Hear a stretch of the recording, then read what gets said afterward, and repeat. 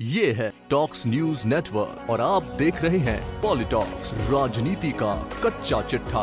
माननीय मुख्यमंत्री, माननीय मंत्री जी प्लीज, मैंने कॉल कर लिया मुख्यमंत्री जी को, मैं खड़ा हो रहा हूँ।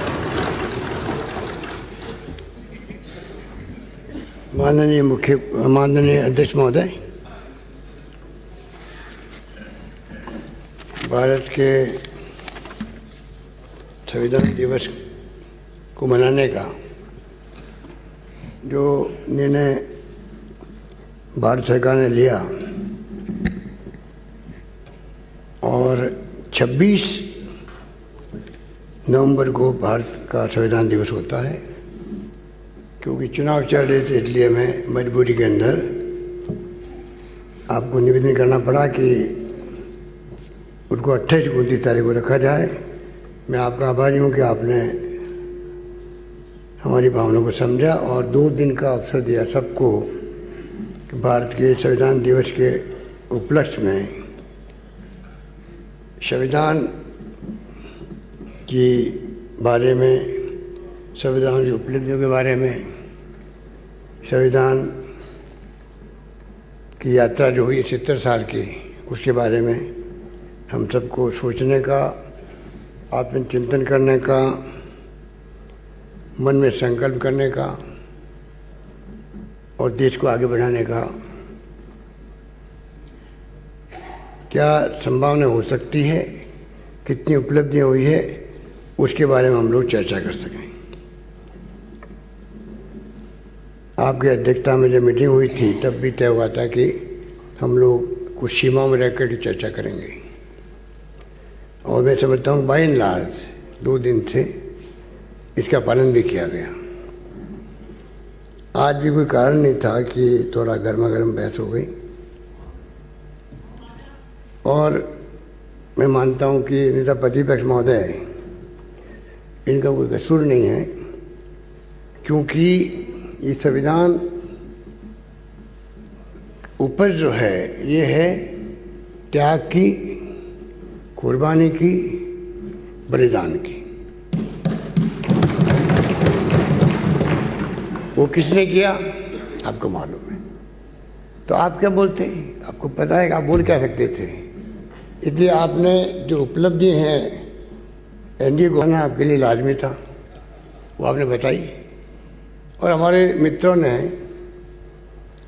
कुछ अति उत्साह में आपको डिस्टर्ब किया, उसके लिए मैं समझ चाहता हूँ। पर आपके बारे में जानता हूँ कि मैं समझ रहा था जब आप बोल रहे थे कि लंबा संघर्ष चला आज़ादी के लिए, कितने बड़े त्याग कुर्बानी करी गई, कांग्रेस के नेतृत्व में की गई, महात्मा गांधी सानिध्य में की गई, गोपाल कृष्ण गोखले,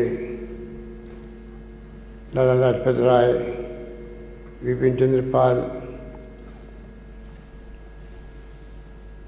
लोकमान्य गंगाधर तिलक से लगा करके पंडित जवाहरलाल नेहरू, सरदार वल्लभ भाई पटेल, मौलाना अबुल कलाम आज़ाद, डॉक्टर अम्बेडकर की भूमिका, ये तमाम एक लंबा इतिहास देश का है। पूरा देश इतिहास पढ़ता भी है, समझता भी है और उसी रूप में देश चल रहा है। लंबी यात्रा में संविधान के बारे में मेरे मित्रों ने, करीब 31 लोगों ने पार्टिसिपेट किया, मैं उनको धन्यवाद देना चाहता हूँ और अच्छे ढंग से उन्होंने अपनी बात रखी। मूल भावना क्या है माननीय अध्यक्ष महोदय, आपने कल प्रेमबल जब आपने सबको सुनाया, वो मूल भावना जो है वो उस वक्त भी मौजूद थी, तब समस्याएं थी देश के सामने, पर क्योंकि लंबा संघर्ष हुआ था, संघर्ष के जो अनुभव थे खट्टे मीठे, करो व मरो का नारा दिया गया गांधी द्वारा, लोग जेलों में बंद किए गए बार बार, क्या क्या नहीं किया गया। पंडित नेहरू जैसी महान हस्ती जिसके बारे में आज सोशल मीडिया क्या क्या नहीं लिखता है, जैसी सोच वो सोशल मीडिया में आ रही है। दुख होता है कि एक महान विभूति महापुरुष 10 साल से अधिक जेल रहा हो, 3250 दिवस तक जेल में बिताए हों। वो जेल में होते थे, उनकी धर्मपत्नी कमला जी सड़कों पर आंदोलन करती थी। वो जेल में होते थे तो इंदिरा गांधी जो बच्ची थी उनको पत्र लिखा करते थे। भारत एक खोज किताब पुस्तिका बन गई। ग्लिम्पसेस ऑफ वर्ल्ड हिस्ट्री पूरी दुनिया पढ़ती है तो लगता है एक ऐसा नौजवान जो मोतीलाल नेहरू जैसे अमीर व्यक्ति का बेटा था, सब कुछ छोड़ दिया, जेल में जाकर ऐसी किताबें लिख रहा है, देश की यात्राएं कर रहा है। उस सोच का परिणाम था कि श्यामा प्रसाद मुखर्जी हिंदू महासभा के थे, उनको साथ लिया आज़ादी के बाद में। अम्बेडकर साहब एक्सपर्ट थे, विचार नहीं मिलते थे कांग्रेस से उनको, मालूम है आपको। गांधी और अम्बेडकर के विचार भी नहीं मिलते थे कई मायने के अंदर। उस वक्त का जो आपने कभी कहा क्या माहौल था, क्या बड़े दिल रखा करते थे, विचार नहीं मिलते थे तब भी मिलके चलते थे। देश हित में क्या हो, वहाँ श्यामा प्रसाद मुखर्जी की भी अनुभव काम आ सकते हैं, उनको साथ लो, उद्योग मंत्री बनाओ। डॉक्टर अम्बेडकर का एक्सपर्टाइज है लीगल के अंदर, उनको साथ लो, ड्राफ्ट कमेटी चेयरमैन बनाओ। कोई कांग्रेस में नहीं थी, 2 बार चुनाव हार गए थे लोकसभा के। कल किसी ने कहा उनको टिकट नहीं दिया पार्टी ने, कैसे देते, ना टिकट मांगा ना वो कांग्रेस में थे। 2 बार लोकसभा चुनाव हार गए, 2 बार पंडित नेहरू उनको राज्यसभा में लेके आए, लॉ मिनिस्टर बनाया। ये हम भूल जाते हैं। ड्राफ्ट कमेटी चेयरमैन किसने बनाया, कांग्रेस ने बनाया, पंडित नेहरू ने बनाया, गांधी जी ने बनाया। पूरा इतिहास भरा पड़ा है। इस देश का महान इतिहास है, वो स्वर्णिम अक्षरों में लिखा गया है। और जब संविधान सभा बनी, जब सब आप लोगों ने बहुत विस्तार से बताया किस प्रकार से कितने पेज की बनी है, हस्तलिपि लिखी हुई है, हिंदी व इंग्लिश के दोनों में।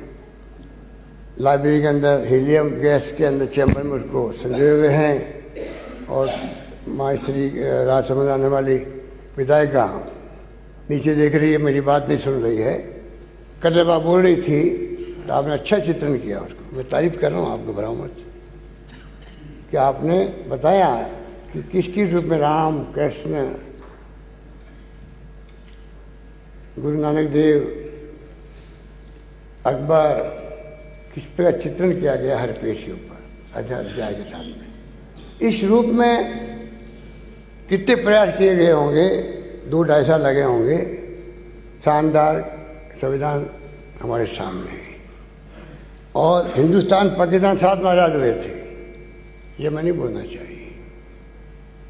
और हमें गर्व होना चाहिए नेता प्रतिपक्ष महोदय कि आज 70 साल के बावजूद भी इंदिरा गांधी चुनाव हार गई, 1 सेकंड नहीं लगाया, मोरारजी भाई देसाई की सत्ता सौंप गई। ये है मूल भावना संविधान की।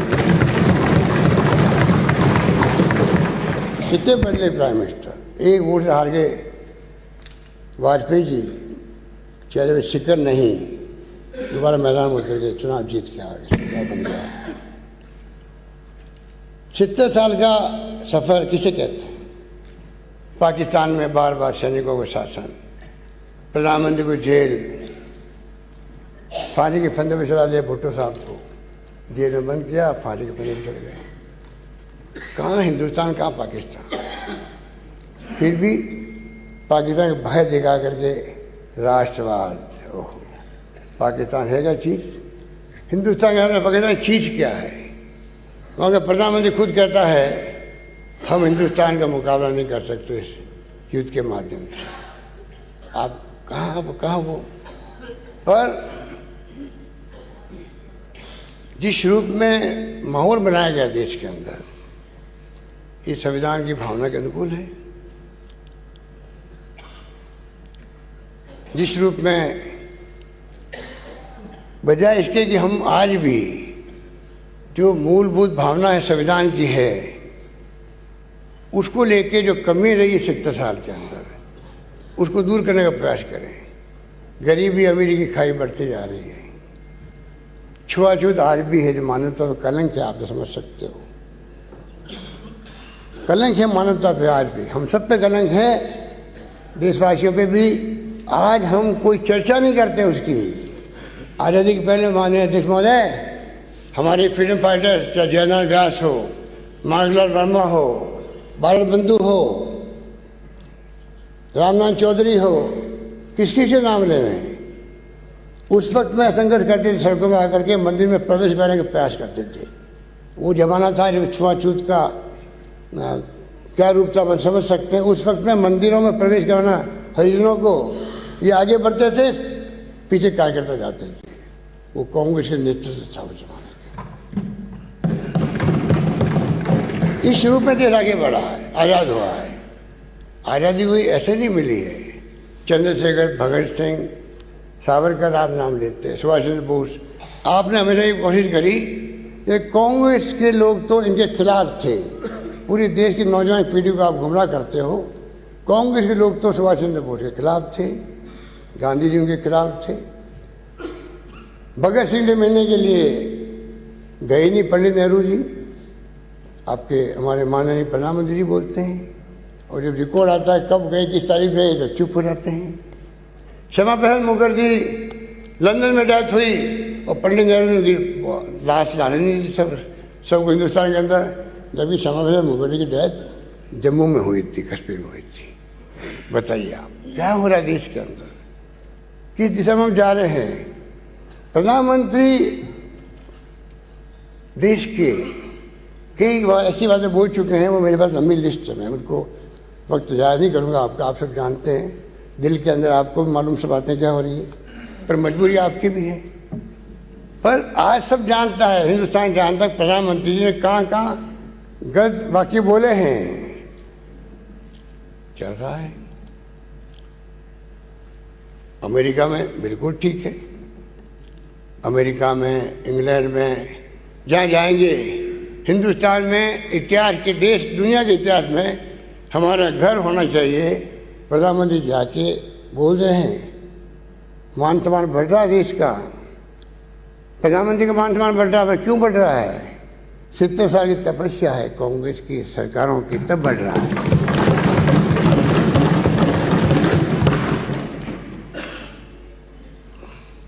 जहाँ सोइनी मंत्री थी, माननीय नेता प्रतिपक्ष जी, सोइनी मंत्री थी देश के अंदर, बाहर से आती थी। क्या था, 33 करोड़ देवी देवता थे देश के अंदर, आज 130 करोड़ देवी देवता हैं। आप बात करते हो PL 480 भीख मांगते थे अमेरिका से, वो दिन भी आपको भी याद है, मुझे भी याद है। हालांकि हम लोग आज़ादी के बाद पैदा हुए। बिजली क्या होती है लोग नहीं समझते थे आज़ादी के वक्त में, गांव में ढाने तक नहीं समझते थे। सावन भादों की बिजली कड़कती थी, ये बिजली कड़क रही उसको मानते थे। क्या ऐसी बन गई? क्या 4 महीने में 4 साल में बिजली आ गई देश भर के अंदर? गांव में पहुंच गई, सड़कें पहुंच गई गांव के अंदर, बिजली पहुंच गई, पानी पहुंच गया, स्कूलें खुल गई, अस्पताल खुल गए, सब 6 साल में खुल गए। मोदी जी प्रधानमंत्री बने, इसरो में गए और 4 महीने बाद में मंगल ग्रह पे उपग्रह छोड़े गए। वाह वाह, क्या ठान है मोदी जी का, क्या ठान, क्या ठान। लंबा इतिहास है, अगर आप दिन भर चर्चा कराएंगे तो आप सबकी बोलती बंद हो जाएगी। ये इतिहास है कांग्रेस का। आप लोगों ने उंगली नहीं कटे अपनी और लंबी जोड़ी बातें करो। आप लोग खुद तो स्वीकार करो कि भाई उस वक्त में हम समझ नहीं पाए थे, RS से समझ नहीं पाए थी, इसलिए हमने 7 दिन दिया आंदोलन का। कहने में क्या हर्ज पड़ता है? सबको मालूम है कि RS ने साथ नहीं दिया, सबको मालूम है, वो खुद जानते इस बात को। तभी कल किसी ने कहा कि जब संविधान बन गया तब भी उसकी टिप्पणी की गई, उसके ऊपर मनुस्मृति की बात की गई।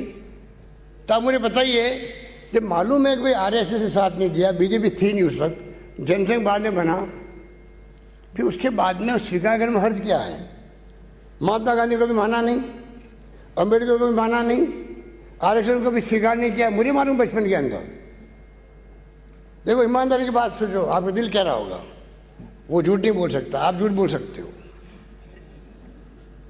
मैं जानता हूं कि क्या था बचपन के अंदर, क्या जनसंघ था, पैदा ही हुआ था। शेखावत साहब मौजूद नहीं, आज भैरव सिंह शेखावत शुरुआत करी। 2, 4, 6, 8 तक आते थे विधानसभा के अंदर मेंबर, पर हाँ यहाँ तक पहुँचे।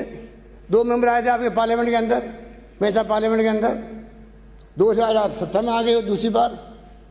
कितने बड़ी गर्व की बात है ये संविधान की उपलब्धि है कि आप यहाँ तक पहुँचे हो। और संविधान बनाया कांग्रेस नेताओं ने संविधान बनाया था, आपने संविधान नहीं बनाया। संविधान बनाने में आपकी कोई भूमिका नहीं है। स्वीकार करो इस बात को, स्वीकार करो। स्वीकार करो, क्यों नहीं स्वीकार करते हो? आपका कोई योगदान नहीं, आपका कोई संबंध नहीं संविधान से। हाँ, संविधान बनने के बाद में सत्ता में आपको आना है, लोकतंत्र कायम है, तो आपको उस रूप में चलना है, इसलिए आप संविधान को स्वीकार कर रहे हो। और जिस रूप में देश चल रहा है, मोदी है तो मुमकिन है, मोदी है तो मुमकिन है। कब तो राज्यपाल महोदय ने रात को भेजा संदेश मोदी जी को, राष्ट्रीय शासन समाप्त करो, कब भेजा पता नहीं किसी को। कब मोदी जी ने कैबिनेट मीटिंग बुलाई, किसी को पता नहीं। कब उन्हें रिकमेंड किया राष्ट्रपति महोदय को, बहुत भले आदमी राष्ट्रपति महोदय, बहुत सजीव व्यक्तित्व धनी है, पता नहीं वो सोए हुए होंगे, कब उठाया होगा, नींद में थे कि नहीं थे पता नहीं। सुबह 5:47 पर आदेश निकलता गृह मंत्रालय से, राष्ट्रपति शासन समाप्त। 8 बजे शपथ हो जाती है मंत्री, मुख्यमंत्री और उप मुख्यमंत्री। क्या ठाट है। बाद में 8 बजे शपथ और 8:15 बजे ट्वीट प्रधानमंत्री जी का, फर्नांडीज जी को बधाई हो, बधाई हो, बधाई हो।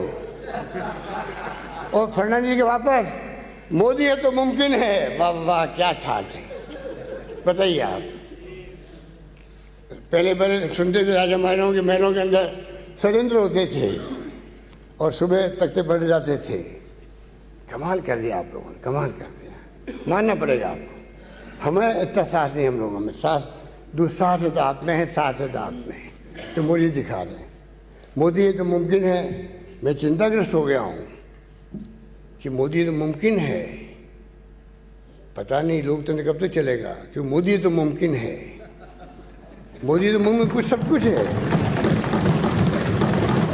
जो चिंताएं थी देश भर के अंदर, अडवाणी साहब बोले थे, पहले सरकार मंत्री बोले थे कि इमरजेंसी का माहौल लगने लग गया है। आरएसएस का डंडा पड़ा तो हमारे बुजुर्ग नेता ने कहा नहीं मेरा मतलब ये था, मेरा मतलब ये था, मेरा मतलब ये था। तो आप देख रहे हो जो माहौल भय का, हिंसा का, मॉब लिंचिंग का जो चल रहा है देश के अंदर, ये आज से पहले कभी नहीं था।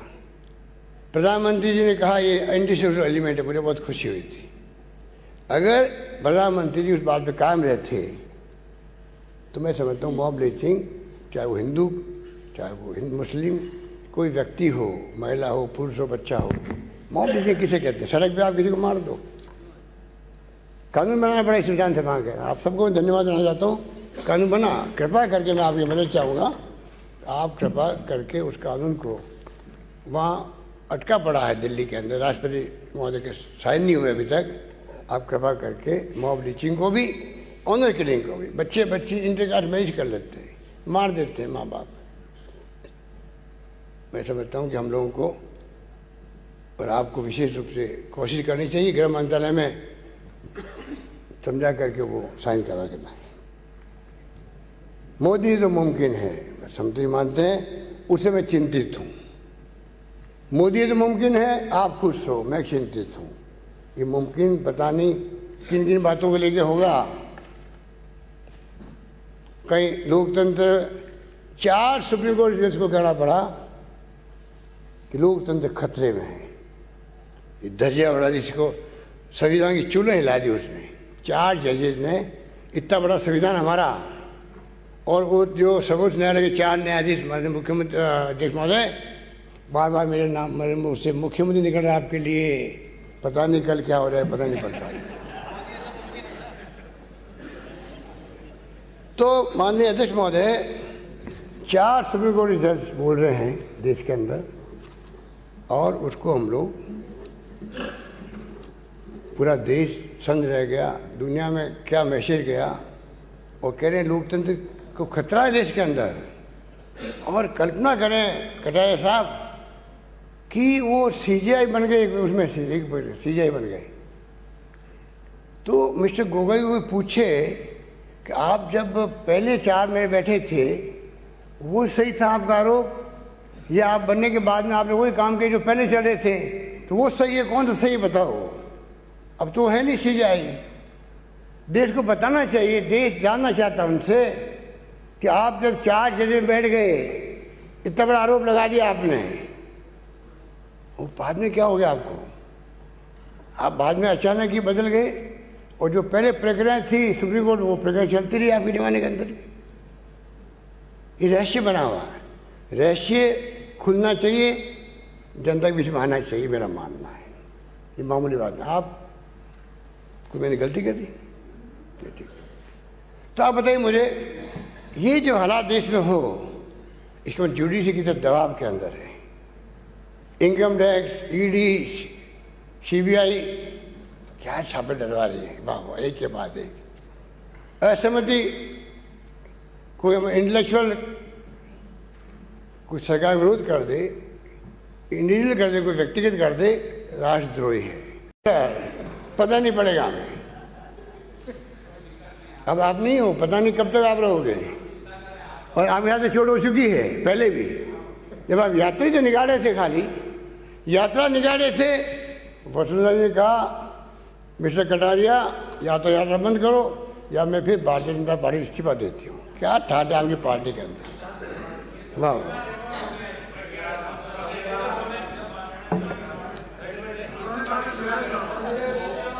अरे अच्छे दिन आएंगे, मोदी जी के अच्छे दिन आएंगे। आप सीनियर आदमी,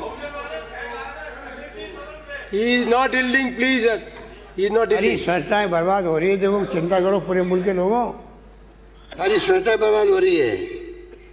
इलेक्शन कमीशन ऑफ इंडिया दबाव में, जुडिशरी दबाव में, DRDO, CNEG, ISRO, AIIMS, ICAR, SCS, RI, UGC, IIT, IIM, IS, ये किसने बनाई? ये पंडित नेहरू की दूरदृष्टि थी। मुल्क आज़ाद हुआ और उन्होंने सब संस्था को, एम्स का निर्माण कर दिया। आप बताइए, उन संस्थाओं को कमजोर करना अच्छी बात होती है क्या? दबाव में काम करी जुडिशरी अच्छी बात होती है क्या? आज देश खड़ा है, संविधान की रक्षा कर रहा है, तो संस्थाएं कर रही है जो प्रतिष्ठित संस्थाएं हैं। और मैं समझता हूँ कि जिस रूप में एक के बाद एक 73, 74 अमेंडमेंट हुए, राजीव गांधी का सपना था। अभी आप बड़े गर्व से कह रहे थे, मुझे बड़ा अच्छा लग रहा था। आप कह रहे थे आधार कार्ड कितना शानदार कार्ड है, सब पैसा घुस जाता बैंक के अंदर सीधा ही, अच्छी बात है। आप कह रहे थे प्लेन और ट्रेन में कितना तकलीफ होती थी उस वक्त में, अब घर में टिकट आप ले लो। क्रांति हो गई, मोबाइल फ़ोन दुनिया मुट्ठी में है, गूगल्स में पूरी जानकारी है। गुलाब में कटारिया लिखो गूगल में, पूरी हिस्ट्री आपकी आ जाएगी उसके अंदर। बताइए आप कहाँ पहुँच गया, पूरे ऐसी पहुँच गई, ऐसी पहुँच गई। अरे जब राजीव गांधी ने कहा 21वीं सेंचुरी में जाना है, IT टेक्नोलॉजी बनाई, लेके आए, तो आपके माननीय पूर्व प्रधानमंत्री स्वर्गीय अटल बिहारी वाजपेयी जी बैलगाड़ी लेके आए थे पार्लियामेंट के अंदर, प्रीमाइसी के अंदर, कि ये राजीव गांधी दिमाग खराब हुआ है, ये कंप्यूटर लाएगा, सब बेरोजगार हो जाएंगे। उस IT का कमाल है, इंटरनेट का कमाल है, जिसकी तारीफ आप अभी कर रहे थे, मैं कहना चाहता हूँ। आधार कार्ड कौन लेके आया? आप लेके आए। आधार कार्ड कौन लेके आया था? डॉक्टर मनमोहन सिंह लेके आए थे, या दूधू के अंदर उसका लॉन्चिंग हुआ था? आप बताइए, आधार कार्ड विरोध किया गया, FDI आ रही है, विरोध कर रही है बीजेपी, आना नहीं चाहिए, देश बर्बाद हो जाएगा। अब आप FDI ला रहे हो, आप FDI ला रहे हो, क्या मतलब हो गई? आपने विरोध किया, आज ला रहे हो। आधार का विरोध आपने किया, अब आपने स्वीकार भी किया, उसका उपयोग करो, अच्छी बात है, मैं तारीफ करता हूँ। अगर गैस कनेक्शन मिला है या आपने कहा बैंकों में पैसा गया है, 1 रुपया भेजते थे राजीव गांधी, 15 मेरे पहुँचते थे, उन्होंने खुद ने कहा ये बात, तो इसीलिए सब कुछ लाए वो। उनका जो सपना था, दुनिया में देख के आए थे, दुनिया कहाँ पहुँच गई है, हम कहाँ पर है, उस वक्त लोग समझ नहीं पाए थे। और विजय तो आप लोग नहीं समझ पा रहे थे कि ये क्या कह रहा, 15 साल बाद तो जाएगा मुल्क 21वीं सेंचुरी में, नई बात क्या कह रहा है। उनका मतलब यही था दुनिया कहाँ विकसित हो चुकी है, कम से कम नई सत्ता में हम जाएं, तो हम कम से कम ऐसी स्थिति में जाएं जिससे कि दुनिया के मुल्कों के अंदर नई विकसित राष्ट्रों के मुकाबले में हम भी आगे कभी खड़े हो सकें।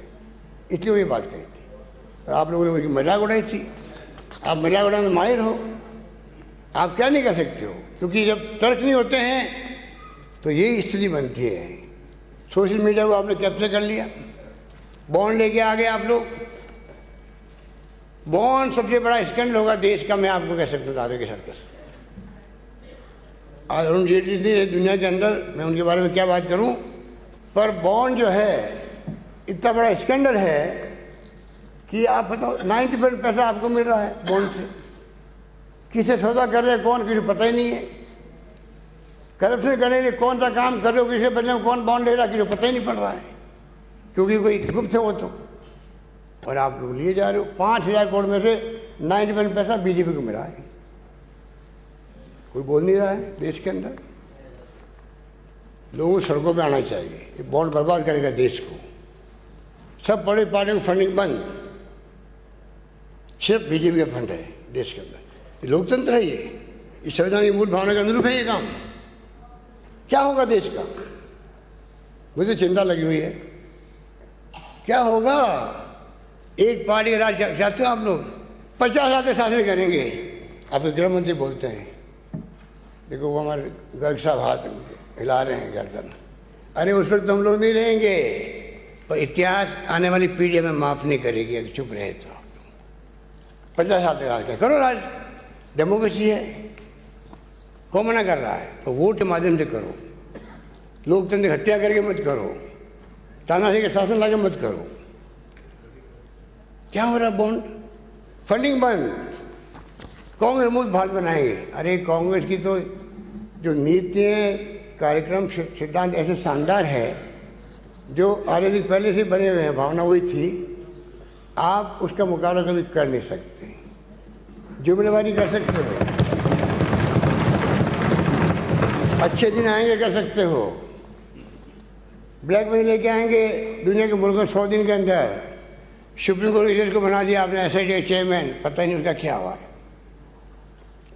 कितनी बड़ी मजाक है। 2G spectrum, Colgate, Anna Hazare, Kejriwal, सबको बिठा दिया, सब कुछ कर लिया, जीत भी आ गए, बहुत अच्छी बात है। बाद में क्या हुआ, बाद में क्या हुआ, कोलगेट का क्या हुआ, वो 2G स्पेक्ट्रम वाले सब छूट गए, कोई बात नहीं।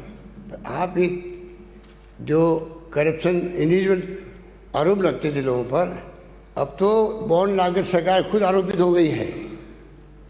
एनडीए गवर्नमेंट खुद आरोपित है। इतना बड़ा करप्शन चल रहा है देश के अंदर संस्थागत, किसी को मालूम नहीं पड़ रहा है, और एक पार्टी पर पैसा आ रहा है, बाकी पार्टियाँ इलेक्शन में लड़वा पा रही है। जिस तरह लोकतंत्र है, कहाँ ले जाओगे देश को। एक पार्टी राज चाहते हो आप लोग चाइना की तरह कि सामने वाली पार्टी हमारी हो, उनको मन हम भी करें, फर्क करें हम उनको। दिखावट के अंदर लोकतंत्र है देश के अंदर, 2 पार्टी है। अब वो चाहते हो कांग्रेस की नीतियाँ महात्मा गांधी की दी हुई है, सिद्धांत हो चाहे नीति हो चाहे कार्यक्रम हो, कांग्रेस अगले 100 साल तक खत्म नहीं हो सकती। मैं दावे के साथ कह सकता हूँ आपको।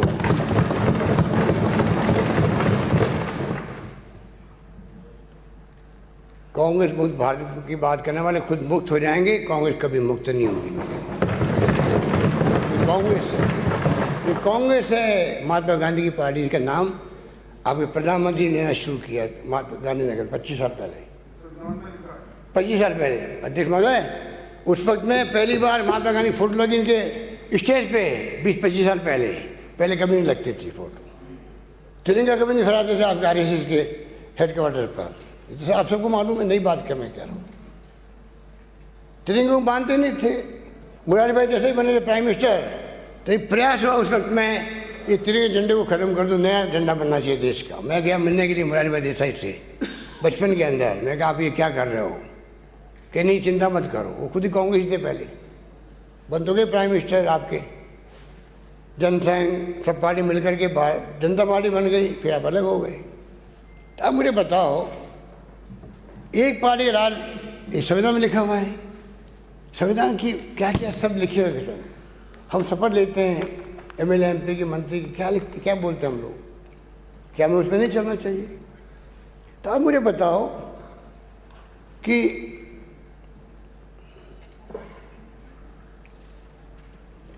आप मुझे बताओ कि होल्डी मोदी कोई बात नहीं, पर आप बताओ कि जो आपने संविधान में लिखा है गुट निरपेक्ष रहेंगे, हमारी विदेश नीति, जब वाजपेयी जी बन गए थे प्राइम मिनिस्टर, विदेश मंत्री बन गए थे मुरारी भाई के साथ में, बनते ही कहा कि मेरी विदेश नीति वही रहेगी देश की जो कि पहले चली आ रही पंडित नेहरू की। आपने क्या किया? प्रधानमंत्री जी हाथ पकड़ के घुमा दिया बेचारे, उस ट्रम्प को घुमा दिया चारों ओर। अगली सरकार ट्रम्प सरकार। अरे कमाल है, कल सरकार दूसरी पार्टी आई तो क्या करोगे? ये हमारी देश की नीति कब रही है ये बोलने की? प्रधानमंत्री बोल के आ गए और ट्रम्प साहब ने कह दिया ये हिंदुस्तान के राष्ट्रपिता है। तो मोदी जी गांधी जी को मानते हैं, खुद को मानते हैं? पहले ये तय करें। महात्मा गांधी का नाम लेने लगे आप लोग, सरदार पटेल का नाम लेने लगे। अरे मैं कहना नहीं चाहती था उसके अंदर सरदार पटेल के बारे में क्या क्या कहा गया है, मेरे पास लिखित में किताब छपी हुई है। तो आप मुझे बताइए, कोई बात नहीं, आप मान लग गए। मैं नहीं कहता आप मत मानो, मानो। गांधी को पूरा विश्व मान रहा है।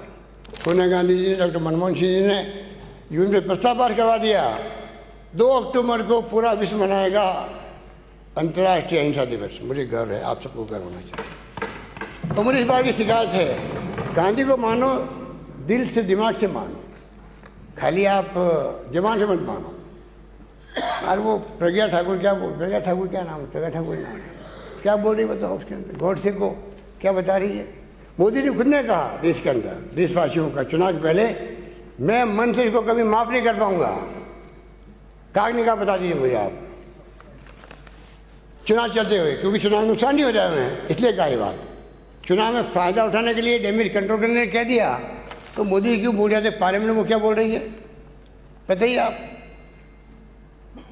जब हम उपासना की बात करें, धर्म की बात करें, सब धर्मों को समान माना है, सब धर्म समभाव की बात करिए, समाजवाद की बात करिए इस संविधान के अंदर, तो आज भी सोशल जस्टिस की जरूरत है देश को। गरीब अमीर की बहुत सखाई बढ़ रही है, उस पर हम चर्चा करें। इस प्रकार से जो कुछ भी हो रहा है,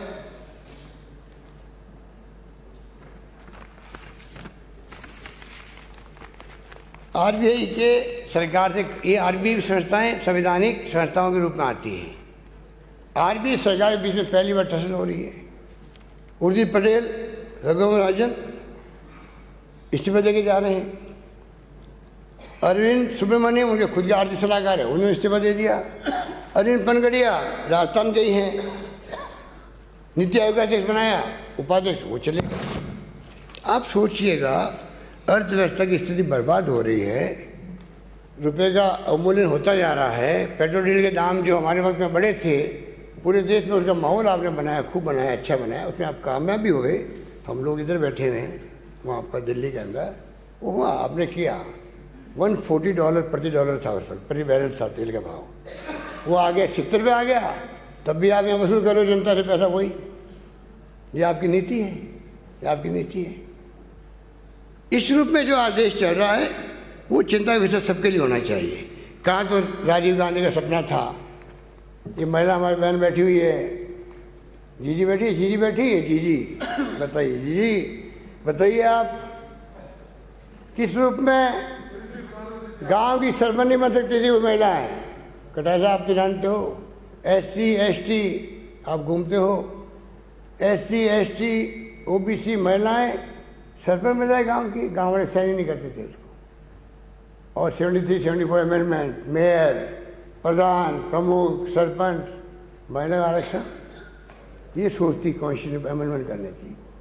इंदिरा गांधी ने इमरजेंसी के वक्त में भी जो संशोधन किए 76 के अंदर, और मोदी जी की तारीफ करते थे, नाम नहीं लेते इंदिरा गांधी का।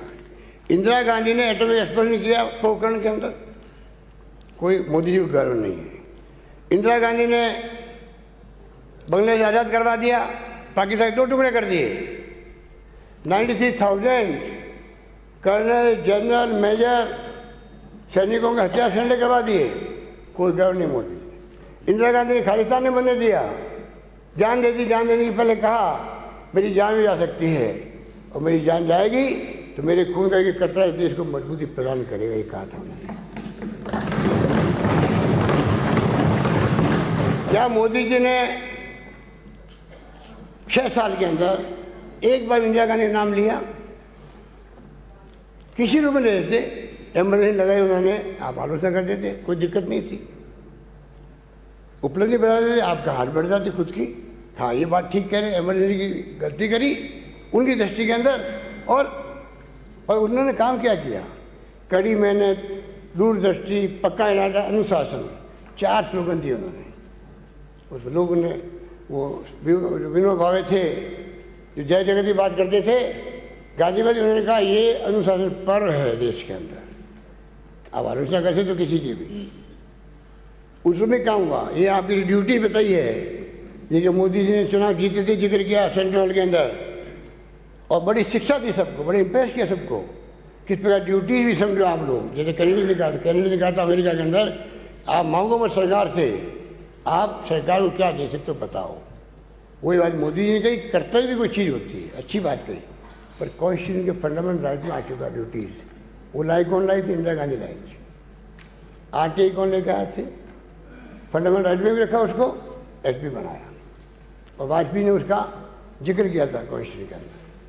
तो मैं कहना चाहूँगा आपको कि संविधान की ध्वजा उड़ाने का अधिकार किसी को नहीं है, ये मैं आपको निवेदन कर रहा था। आज तो हमें तकलीफ भी हो रही है, मैं आप सबका सहयोग चाहूँगा।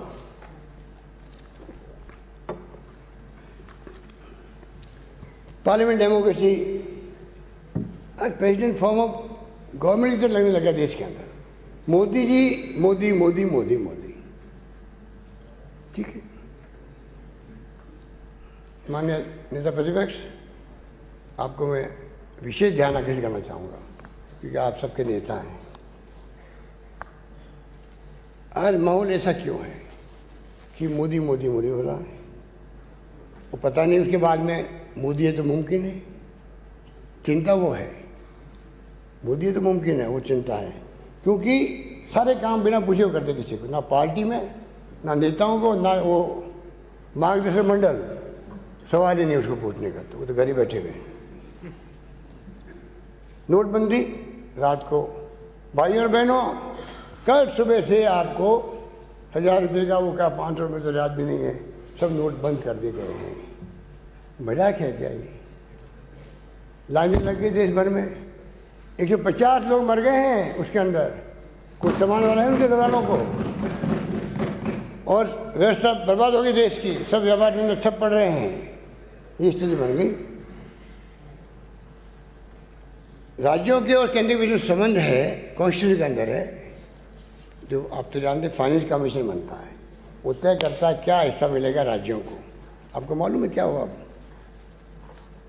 एक तो उन्होंने कह दिया कि रक्षा मंत्रालय इंटरनल सिक्योरिटी के लिए अलग से आप व्यवस्था कर दो, उसमें ही व्यवस्था कर दो।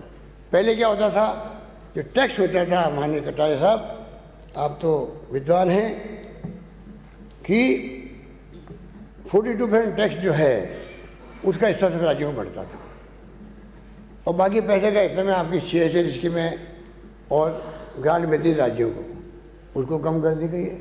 फिर 90-10 था, 60-40 था, 70-30 था। अब का आप अपना हिसाब से देखो, और रेशियो चेंज कर दिया, और पूरा जो किटी होगी उनकी रेवेन्यू होगा, उनमें से आपको फंड निकालना पड़ेगा। पहले निकालते थे इसमें से, टैक्स के अलावा निकालते थे, ये कॉन्स्टिट्यूशन की बात है, उनको अभी चेंज कर दिया। अभी राज्यों ने सलाह भी नहीं करी। रेवेन्यू कम होना GST से, GST की कहानी बड़ी अजीब है। ये तो CM था उस वक्त में, मोदी जी CM थे, कितना अल्लाह किया इन्होंने, कोई GST नहीं आनी चाहिए, देश को बर्बाद कर देगी। देश को बर्बाद करी थी, फिर आपने जीएसटी क्यों अपनाया इसको? हमने कहा 1 नेशन 1 टैक्स होगा, आपने चार्जर स्लैब बना दी। रात को 12 बजे सेंट्रल हॉल के अंदर जैसे पंडित नेहरू ने देश को संबोधित किया था जब मुल्क आज़ाद हुआ था 15 अगस्त 47 को, उसी रूप में मोदी जी ने बोले रात को 12 बजे जॉइंट सेशन, और उसी ढंग से वो शो किया गया जीएसटी आ रही, जीएसटी आ रही, जीएसटी रिफॉर्म था। और वो 4 टैक्स लगा दिए, ढंग से लागू नहीं करी, वो 150-200 सबले निकल चुके, रोज निकलते हैं वहाँ पर। और आज रेवेन्यू कम हो गई है। चिंता मुझे इसलिए है, आप सबकी चिंता मुझे है, आप सबके माध्यम से पूरे प्रदेश वाले की चिंता है कि रेवेन्यू इतनी कम हो गई है, हमें कम मिलने लगा पैसा। कुल मिला के करीब 11,000 करोड़ कम मिलेंगे। बताइए आप, मुझे मिलेंगे, अन्य राज्यों में मिलेंगे, सबको मिलेंगे। मैं आरोप नहीं लगा रहा हूँ मोदी जी पर कि आप खाली रास्ता को कम करोगे, वो ऑप्शन मैंने खुदा रखा है।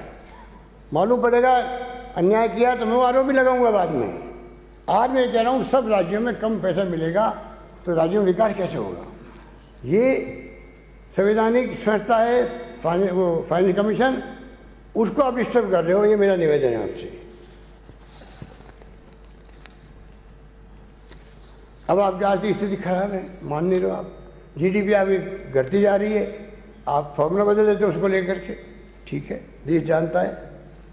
एनएसएस को आंकड़े होते हैं, एनएसएसओ इतना महत्वपूर्ण संगठन है ये, उसके आंकड़ों के आधार पर आगे की योजना बनती है विभागों के अंदर, देश के अंदर, राज्यों के अंदर।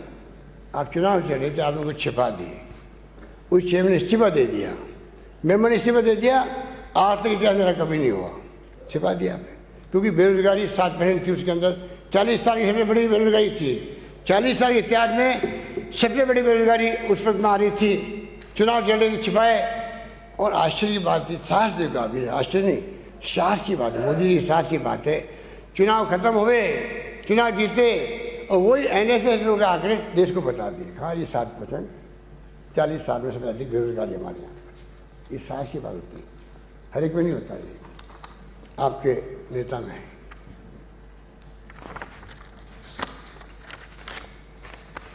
और अब ये मोदी जी, इनकी सरकार जिस प्रकार डिसइन्वेस्टमेंट कर रही है, shipping corporation of India, container corporation of India, Bharat petroleum corporations और एयर इंडिया, पैसा किसी ढंग से आए, अर्थव्यवस्था में काम चलाएं, जो हमें तकलीफ हो रही उसको, क्या बीच में से काम चलेगा? कॉन्स्टिट्यूशन में लिखा हुआ है, ड्यूटी में लिखा हुआ है कि आप अपनी संपत्तियों को सुरक्षित रखें। स्पीकर महोदय, पुराने स्पीकर साहब बैठे हुए यहाँ पर, सुरक्षित रखें, ये सुरक्षित रख रहे हैं। पहले सरकार थी वाजपेयी जी, तब भी हमारे हिंदुस्तान से अशोका होटल उदयपुर की, माननीय नेता प्रतिनिधि महोदय, आपकी कौन सी बात कर रहा हूँ मैं, मेरे ख्याल से वो होटल आप में आती है, अशोक होटल उदयपुर वाली। हिंदुस्तान जिंक बिक गए, कौड़ियों के भाव बिक गए। कहते हैं कि जो क्या कहते हैं उसका जो होता है, नहीं जो कचरा पड़ा रहता है क्या, स्क्रैप, स्क्रैप की जो कीमत थी हिंदुस्तान जिंक में, उस कीमत पे खरीद लिए खरीदने वाले ने। स्क्रैप पड़ा इतना था करोड़ों रुपए का, उसको उसके कीमत पे बेचती पूरी हिंदुस्तान जिंक। बताइए आप क्या ठाट है, क्या कर सकते हो आप? अब ये एयर इंडिया बिकेगी, पता नहीं किसको बिकेगी, किसके हाथों में जाएगी, भगवान जाने। वो तो मैंने कहा अशोक होटल, लक्ष्मी विलास का नाम अशोक होटल था। वो अशोक ग्रुप की थी, मैं तो मंत्री रहा हूँ सिविल एविएशन का दिल्ली के अंदर, मुझे मालूम है, सिविल मिनिस्टर आती थी वो, जब मैं मिनिस्टर था तब से बेच दिया उसको।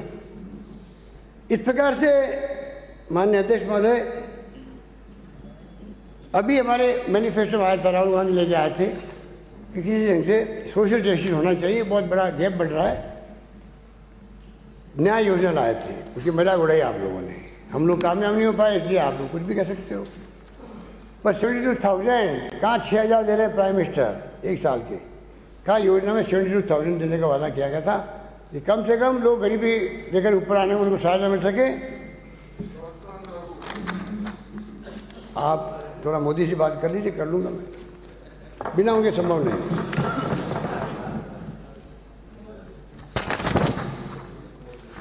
एनआरसी अध्यक्ष महोदय, ये बड़ा इश्यू है देश के लिए, क्योंकि हम लोग संविधान की बात कर रहे हैं और हर धर्म, हर वर्ग, हर जाति समान उसमें उसका सेंस है।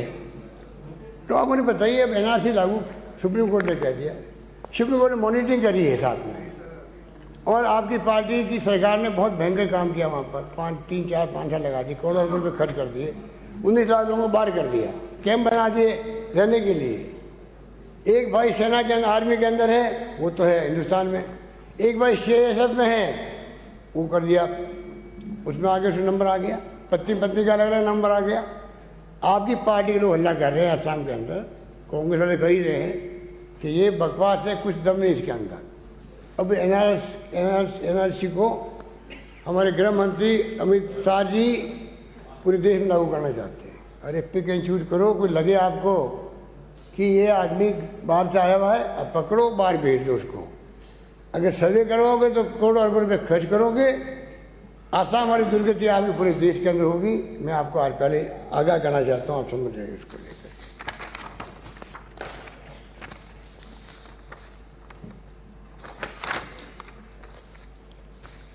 मोदी तो मुमकिन है, बाबा रहता है सामने। RTI डॉक्टर मनमोहन सिंह जी ने, सोनिया गांधी जी ने शानदार एक्ट बनाया देश के अंदर, दुनिया में उसकी वाहवाही हुई। अब बताइए उस एक्ट को कमजोर करने का क्या तुक था। और मुझे पीड़ा इसलिए है कि 1998 से 2003 में मुख्यमंत्री था, शायद आपको तो मालूम होगा, आप सच में थे उस वक्त में। वो एक्ट मैं लेके आया था यहाँ पर हाउस के अंदर, पास किया था पहले हमने छोटे रूप में, वो बाद में शानदार एक्ट बन गया। और मुझे दुख होता है उस एक्ट को कमज़ोर कर दिया आप लोगों ने। कोई बोल नहीं रहे आप लोग, क्योंकि मोदी तो मुमकिन है।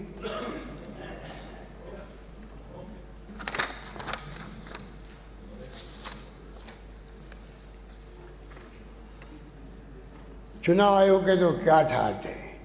चुनाव आयोग जो है, चुनाव जब बढ़ जाए तो करा सकता है, आगे पीछे कर सकता है, कुछ पूछने वाला नहीं।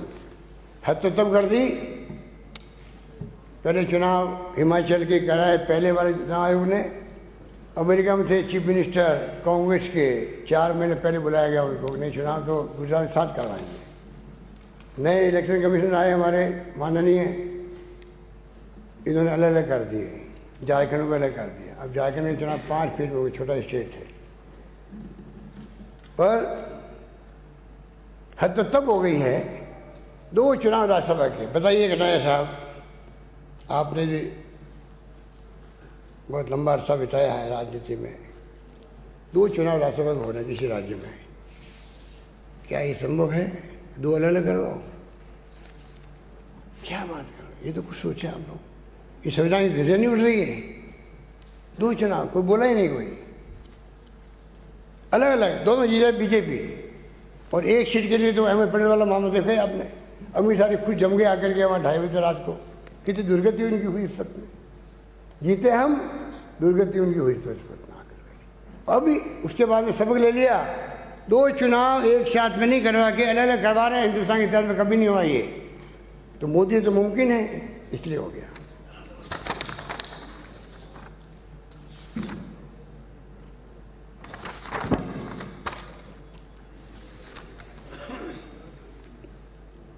ये संवैधानिक संस्था ये भी है RBI। आपने 1 लाख क्षेत्र 1.76 लाख करोड़ रुपया आपने उनसे रिजर्व फंड में उठा लिया आपने, जो आज तक कभी नहीं हुआ पहले। तो क्योंकि वही मोदी तो मुमकिन है, सब कुछ मुमकिन है। RSS विश्वविद्यालय में तो आप घुसाए रहे हो सब जगह, वो तो आपको RSS के पक्के पहचाने आप हैं। देश में राज आपका है, राज राठौड़ का नहीं है, ये गलतफहमी नहीं होनी चाहिए। RSS के बैकग्राउंड वाले लोगों का राज है, ये शायद उसमें नहीं आते हैं मेरी ख्याल में। मैं गलत तो नहीं करूँगा ही, ऐसा नहीं कि मैं गलत करूँगा आपके नंबर कट जाए वहाँ पर पार्टी के अंदर। पानी क्या वो तो आप क्या रंगे, बहन शेखा साहब भी रंगे थे, उन नके पहन के शाखा में जाना पड़ा एक दिखाने के लिए देश को। मैं भी RSS का ही हूँ, मुझे याद हो जाती मुझे। तो आप सारे जगह UGC के माध्यम से UGC कमज़ोर करके विश्वविद्यालय में सारे वाइस चैन आपके लगे, सेंट्रल यूनिवर्सिटी में वाइस चैन आपके लगे, आरएसएस का दबदबा बढ़ रहा है सब शिक्षकों के अंदर, और जो भविष्य की आपकी योजना है मोदी तो मुमकिन वाली, उसमें आप लोग कामयाब हो सको, ये आपकी चाल है। आप देखिए और आ रहे हो प्रेस मीडिया की चौथा स्तंभ, बताइए आप, सारे डरे हुए देश के एडिटर डरे हुए हैं, माली डरे हुए हैं, कब सीबीआई आएगी, कब पीछे ईडी आ जाएगी, कब आईटी का छापा पड़ जाएगा। इतना दबाव में काम कर रहा है मीडिया, चौथा स्तंभ, उसके बगैर लोकतंत्र कैसे जिंदा रह सकता है। हम सब जानते हैं, ये ऊपर बैठे हुए हमारे साथी, इनकी कितनी चलती पता नहीं इनको, ये मेहनत करते खाली, आगे जाते ही मामला उल्टा हो जाता है वहाँ पर, ये स्थिति है। मोदी तो मुमकिन हो रहा है, वो भी कोई बोल नहीं रहा मोदी के खिलाफ में। एक्स्ट्रा कॉन्स्टिट्यूशनल अथॉरिटी करा जी, आपको याद होगा इमरजेंसी के अंदर, आपको भी याद होगा संजय गांधी के ऊपर आरोप लगते थे, ये देश में एक्स्ट्रा कॉन्स्टिट्यूशनल अथॉरिटी रूप में काम कर रहे हैं। वो तो करते ही नहीं करते, वो तो सब जानते हैं। आप लोगों ने खूब तारीफ करी, आपके लिए हीरो बन गए थे संजय गांधी। तुर्कमान गेट पे जब अतिक्रमण हटाए तो आपने कहा वाह ये अच्छा नेता है हमारे लिए, आपकी पार्टी के लोग तो वो हैं। पर आज आरएसएस एक्स्ट्रा कॉन्स्टिट्यूशनल अथॉरिटी रूप में काम कर रहा है देश के अंदर, बिना उनसे पूछे हुए, ना मंत्री ना मुख्यमंत्री ना कोई बन सकता है, मुख्यमंत्री प्रधानमंत्री बिना उनकी मर्जी कोई नहीं बन सकता है। और एक आरएसएस प्रचारक वैसे ही मोदी जी प्रचारक ही मुख्यमंत्री बन गए, प्रधानमंत्री बन गए, तो इसके बाद आरएसएस के राज। कृपा करके दो बातें मैं कहूँगा, एक तो गांधी जी को अपने आपने आरएसएस पे बैन लगाया, सरदार पटेल ने उनको अपने अपना लिया, बाद में आपने माफ़ी मांगी। अब हम कभी राजनीति भाग नहीं लेंगे, कल्चर सेंटर रहेगा हमारा, उसको सरदार पटेल की मूर्ति आगे बनेगी, अच्छी बात है। कम से कम एक देश से माफ़ी मांगे प्रधानमंत्री। उस वक्त हम समझ नहीं पाए थे महात्मा गांधी और पटेल को, इसलिए अब उस वक्त इनका नाम लेते नहीं थे, इनको मानते नहीं थे। अब हम इनको मानने लगे, दिल से मानते हैं, दिमाग से मानते हैं, खाली दिमाग से नहीं मानते हैं। और आरएसएस और बीजेपी कृपा करके इनको आप सलाह दे रहे, मेरी सलाह भी दे, मेरे वो माने नहीं माने उनकी मर्जी। अब इनको अपने आप को कन्वर्ट करना चाहिए थे राजनीतिक दल के अंदर, उससे जो लिख के दिया होगा अलग बात थी। अब आप राज देश में कर रहे हो, आरएसएस वाले कर रहे हो राज, आपको लिख के देना चाहिए कि आरएसएस खुद कन्वर्ट हो जाए सरकार के अंदर। नाम तो है बीजेपी का, कोई ज़माने में कहा था, आपके विद्वान क्या नाम था उनका, आरएसएस के थे ना, नहीं ये जो बाला साहब, अरे यार वो क्या था, डेढ़ के बाद बोल कर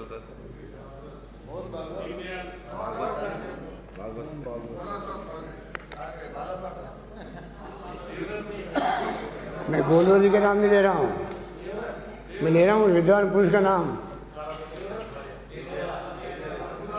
अरे भाई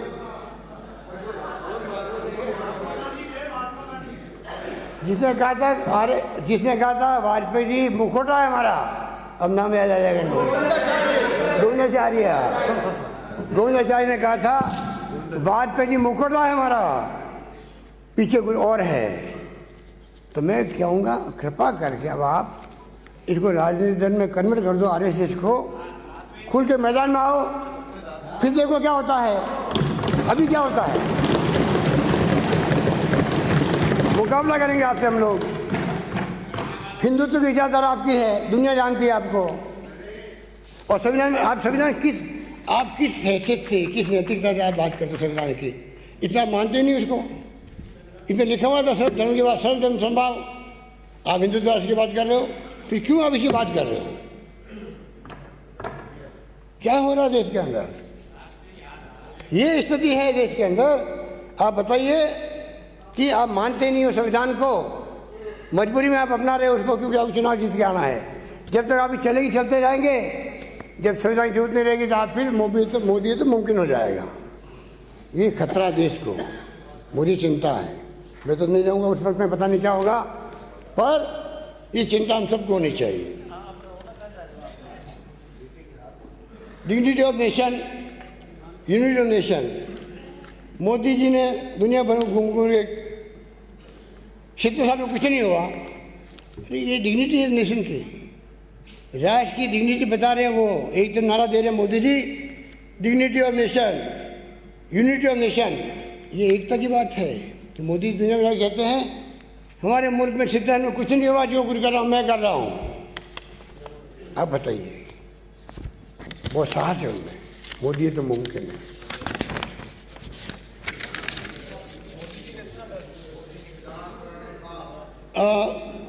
माननीय अध्यक्ष महोदय, समय की सीमा मैं समझता हूँ, मैं माफ़ी चाहता हूँ कि मैंने वो ज़्यादा बोल गया हूँ। अभी तक भी मेरे पास तो 1-2 घंटे का मैटर और है, 2 घंटे बोल सकता हूँ, मेरी स्थिति है मेरी, पर मैं सदेश प्लीज, इसलिए मैं आपको धन्यवाद दूंगा। आप लोग जो है, मैं माननीय सदस्य से यही अपील करना चाहूँगा, क्योंकि हमने शपथ लेके आए हम लोग संविधान की, और संविधान के अंतर्गत शपथ लेके आए हैं, तो हमारा कर्तव्य बनता है कि हम संविधान की मूल भावनाओं को, उसमें ड्यूटीज भी आती है, उनको हम लोग कैसे अपनाएं और किस रूप में हम लोग आगे बढ़ें, तब जाके मैं समझता हूँ कि जो कुछ हो सकता है कि हमारी कॉन्शियस नए रूप में सामने आए और देश हित में बातें सोचने लग जाएं। एक और बात मैं कहना चाहूँगा, जो एक पूछना चाहूँगा आपको, मुझे किसी ने अच्छा लिख के दिया है कोट, अच्छा लगेगा। क्या कोई संस्था बनाई भी है आपने, बताओ, एक संस्था कोई बनाई है 6 साल के अंदर? संस्था को बर्बाद तो आप कर रहे हो, बनी है क्या नहीं बताओ देश को? जो पंडित नेहरू की बनाई हुई संस्थाएं थी उन्हें ध्वस्त कर सकते हो आप, आपने क्या बनाई है? हवाओं से पूछो, तूने चिराग बुझाया तो बहुत है, कोई एक दिया जलाकर तो बता। दोस्त, तूने नफरत तो बहुत फैलाई है, एक बार मोहब्बत करके तो दिखा।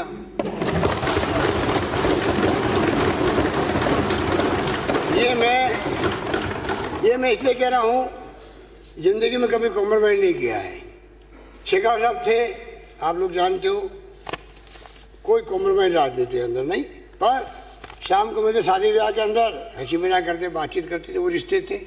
आपके जो नेता हैं वो पूर्व मुख्यमंत्री महोदया, उनके आने के बाद में आप लोगों ने रिश्ते तोड़ दिए, व्यवहार तोड़ दिया था जो चलता था, नंबर 1। और एक बार शेखावत साहब ने कहा था, माननीय अध्यक्ष महोदय आपको मालूम है कि मैं मेरे जीते जी कांग्रेस को कभी सत्ता में नहीं आने दूंगा। मैं प्रदेश कांग्रेस अध्यक्ष था, मैंने वहाँ पर जवाब दिया, शेखावत साहब आपके जीते जी कांग्रेस सत्ता में आएगी, भगवान आपको लंबी उम्र दे और आप मेरे शासन को देखो, याद होगा आपको। सरकार बनी और सहयोग में मुख्यमंत्री बन गया। मैंने ये कोर्ट उनके सामने जहाँ बैठे हो, वहाँ बैठे थे भैरव सिंह जी, मैंने कहा था आपने ये बात कही थी, मैं आपको याद दिला रहा हूँ कि आपको भगवान लंबी उम्र दे और आप शासन देखो। तो मोदी जी हो या शेखावत साहब हो, अभी कल कह रहे थे खचेड़वास जी तो मोदी जी मिलते तो गले लगाते मुझे। ये हमारा सौभाग्य है, पूरी प्रदेश की जनता गले लगा रही है, तभी मैं मुख्यमंत्री बन पाया हूँ, ये कह सकता हूँ आपको। ऐसा नहीं बना हूँ, बच्चे मेरे जवान में था, आपकी पार्टी कार्यकर्ताओं में यही बात थी, मुख्यमंत्री अगला अशोक गहलोत बनना चाहिए, इसलिए बना हूँ, याद करो आप। इसलिए संबंधों की बात अलग होती है और राजनीतिक विचारधारा की बात अलग होती है। हमारी कोई दुश्मनी नहीं है आप किसी से भी, लड़ाई है विचारधारा की, नीतियों की, कार्यक्रमों की, कौन देश के लिए क्या कर सकता है, वो लड़ाई जारी रहेगी। धन्यवाद, जय हिंद, धन्यवाद। ये है टॉक्स न्यूज नेटवर्क और आप देख रहे हैं पॉलिटॉक्स, राजनीति का कच्चा चिट्ठा।